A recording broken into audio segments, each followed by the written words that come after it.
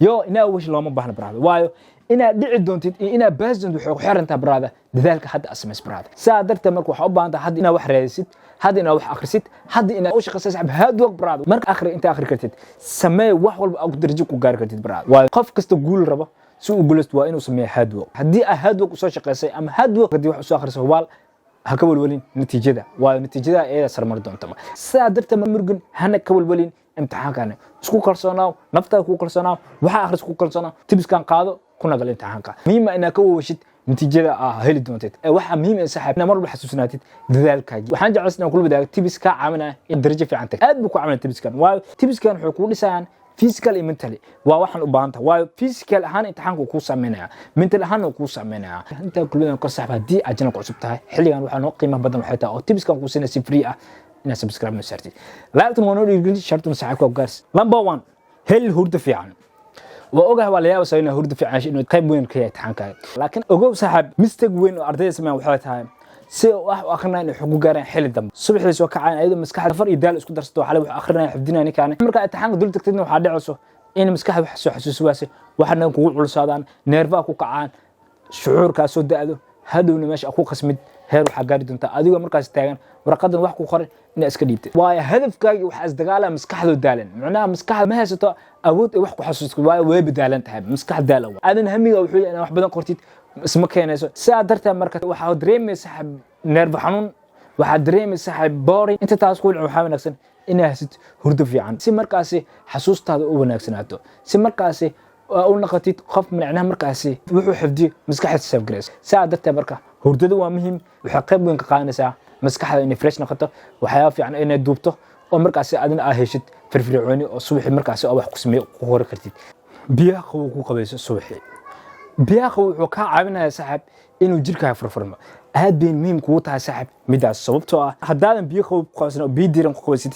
jirkaaga wuxuu galaa markaas marxalad xirnaansho ah markuu gal marxalad xirnaansho ah waxa kula adkaanaya wax walba oo markaas qabanaysid waa waxa ku soo wajahay caajiskan ugu wax kaliya kugu sameeyay waxa tahay cashirkii aad taqaanay akhrisay oo hadda waxa ka dhigaya mid aad u adag markaas wuxuu ku diiday in afar u dhaqaajiyo saa darteed marka hadhow waxa tagay marka in hal su'aal ka shaqas ama loo su'aal kadibna iskaga tagtid inta taas ku wulcin waa muhiim in ajirkaaga si fiican u furfurto biyo qabow ku qabaysata sababtoo ah faa'iido badan ayaa ku jira biyo qabow jirkaaga furfuraa wuxuu ka dhigaa mid active abraada maskaxdaada wuxuu ka dhigaa mid active ah saa darteed marka active aan noqdo wax badan waa qor kartaa abraada waa u furfurcaanta waxaan xiisa u qabtaa saa darteed waxaan ku talahay faa'iido biyo qabow inaad soo ogaatid waxaa jira cimaadan oo ka diyaariyay ogaansho biyo qabow faa'iideysa saa darteed marka xagoos linkan ay dhigdoono ogaansho ka hadlaya marka soo daa abraada kana faa'iideyso aad been ku caawinaysaa xilligan aad taxaan ku jirtid abraada waqti hore tag goobta aad taxaan ku galaysid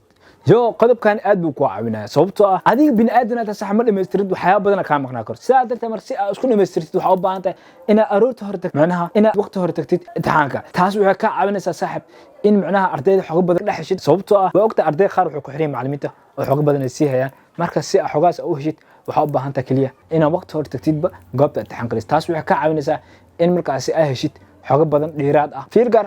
xogaha ardayda ka dhaxashid marka cuyub tagtid iskuulka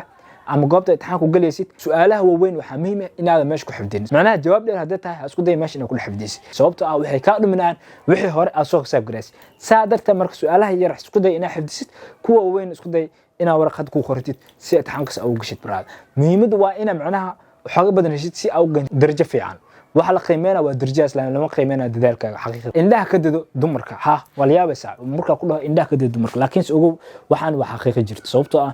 dumarka saameyn ayuu ku leeyihiin waxa ku saameyn doon saxab muuqaalkeeda ku agmarayso waxa ku saameyn doon saxab eray afkeeda ka soo baxa waayo hadalka gabdhaha attention kan si gaar u jinjeela hadii aanan dhalinyaro saa darteed marka mar walba agtaada marto indhaha la raacaysa dhalinyarada ku ogaa baraada agaad you bro marka waa muhiim in iska ilaaliso waayo wax badan ka luminay waxay qaadanaysaa saxab attention kaagi waana ku muhiim attention ka xilli imtixaanka agalis baraada ina wada jirto aad dhahan physical mental waa ku muhiim balse mar hadii attention ka la wareegto ugu wax badan ka baxayo xilliga akhrinta اوكي waxaa jir sax xilli macquul tahay isku raacin wax la akhriso xilliyaas ku lubadaagay xilliyaasna waxa kala yihiin maqribki iyo cishaa inta u dhaxayso iyo salaada subax maqrib cisho waa waqti uu fiican oo dhigi karo qof xoog badan oo raadin wax badan oo qarna salaada subaxna waa xilliga oo qofkaas maskaxdiisa fariista oo wax xifdinay marka jaamacada ama meesha ku galeys tagtidna indhindhe oo kaliya waayo waa haystaa allan xalay qortay marka gacanta wax qorayso maskaxda waa safgareynaysaa haddana salaada subax markii la gaaro waa si xifdisay marka meesha tagtid uma baahanaysid ina markaas wax akhrisid oo kaliya wax u baahanaysid inaa indhindheys saa darteed marka aad bay midaas kugu caawinaysaa laakiin si ogow saaxiibada waxay sameeyaan marka saxaran wax akhriyan ogow haddii markii saxartu wax akhrisid waxa kugu dhacay hurdilaan sababtoo ah marka saxartid marka wax akhrisid jiif marka tagtid waxa kugu furmaa buuq waayo waxyaabo badan kugu soo dhacaan eray badan inaad qorto aheed kugu soo dhacayso oo ka tagtay su'aalo badan maskaxda isweydiinayso waxyaabo badan soo xasuusinaysid walwal iyo walbahaar kugu furmaayo taas maskaxda ay buuq furaysaa waxaana ku diidaysaa hurdada waxaana si sababaysaa in macnaha ma haweenkaas dhafartii hurdilaan kugu dhacdo hurdalaantana waa horta kugu soo sheegay saameynteeda oo wuxuu ku diidaysaa in imtixaankaas gashid waayo maskaxda way daalanta wax masxasuuso karta gacanta wax qor lahayd way daalanta allan jirka hurda hayso physical oo daalanta mental oo daalanta aadana waxaan noqonaysaa markaas qof nervous ah oo markaas wax ka shaqeys kara saa darteed marka ha isku dayin in markaas saxartu wax akhrisid akhri cisho inta u dhaxaysa maqrib fiir gaar dada ku dhahayaan cisho iyo maqrib hadaa akhrisid dada ku boojana laakiin ogow saaxib qodobka kugu shaada u raacid dadku ma boojagal waayo maqrib cisho marka wax diyaarsid waxa ku dhahay salaad subax wax xifdinaysa muqonin maqrib iyo cisho inta u dhaxaysa wax xifdi waayo qof markaas wax ma xifdi kara laakiin wax uu sajikay kara uu isku aadisi kara salaad subax markii la dukatid kadib wax xifdi ama 8 saac markaas soo kacad wax xifdi kadib marka xifdisid marka meesha tagto imtixaan ku galaysid waxa la kaliya laga baahay inay indhiidnayso kaliya intaas aan jeclayst maanta inuu ku yahay ajana cusub tahay xilligan waxa noo qiimo badan waxay tahay oo tipskan ku siinaysa free ah ina subscribe ma saartid laabtan waa noo dhiirgelin shartun saacad ku gaars